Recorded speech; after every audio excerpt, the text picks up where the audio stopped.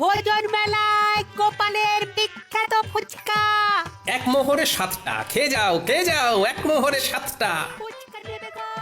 ফুচকাটা আবার কি? হ্যাঁ, আমি বুঝেছি ফুচকা কি।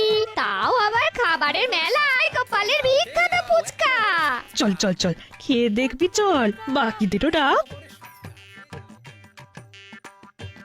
একটু ভালো খেতে আরো দিন আমায় ফুচকা দিন। দাদু, মন বলছে এই এক ঠেলা গাড়ি ফুচকা না নিমেষেই শেষ হয়ে যাবে।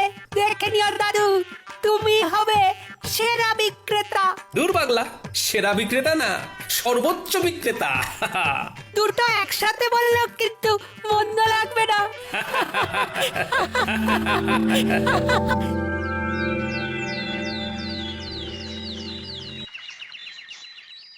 গোনো গোনো খাজাঞ্চি গোনো, কার কত আয় হলো দেখি। মন্ত্রীটা হলো 1 2 3, এই সর্বমোট 300 মোহর। তবে মন্ত্রী মশাই নিজেই সব বানিয়েছেন। বেশ বেশ, পরের জন। পরের জন হলেন বিজ্ঞানী বাবু, তার মোহর 1 2 3, সর্বমোট 900 মোহর। ইনিও নিজের হাতেই খাবার বানিয়েছেন। এই বিজ্ঞানী আমার থেকেও বেশি আয় করেছে, এ কি কপাল!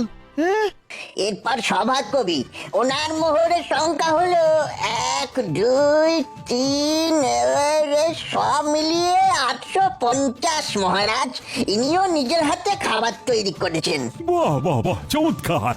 তারপর এরপর বৈদ্যমশাই, ওনার মোহর হলো 1 2 3, 600 মোহর মহারাজ। ইনিও নিজেই চপ বানিয়েছেন। এরপর গোপাল, মোহর হলো 1 2 3,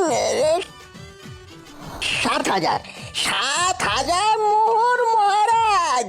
ওরে বাবা! সাবাস গোপাল, সাবাস, তুমি বিজেতা। এই এই এই এই ফলাফল মানি না, কারণ গোপাল শুধু ভোজন মেলায় নয়, সারা গ্রাম সারা রাজ্য ফুচকা বিক্রি করেছে।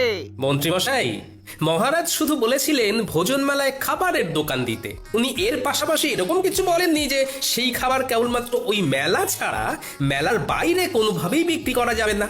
তাই আমি আমার ফুচকার বিক্রি বাড়ানোর জন্য মেলা ছাড়াও মেলার বাইরে এই রাজ্যের অন্যান্য গ্রামেও বিক্রি করেছি। সুতরাং আমি জানি আমি কোনো অন্যায় বা অসততার কাজ করিনি। আমি গোপালের এই যুক্তিকে খণ্ডাতে পারবো না, কারণ গোপাল একদম অকাট্য যুক্তি দিয়েছে। ধন্যবাদ ধন্যবাদ গোপাল, তুমি আরেকবার আমাদের চোখ খুলে দেখিয়ে দিয়েছো যে কিভাবে সততার সাথে পরিশ্রম করে নিজের আয় বাড়ানো যায়, কিভাবে বুদ্ধি খাটিয়ে কোনো নতুন জিনিসকে সবার সামনে তুলে ধরা যায়। সেই জন্যেই তো গোপাল আমাদের সবার থেকে আলাদা।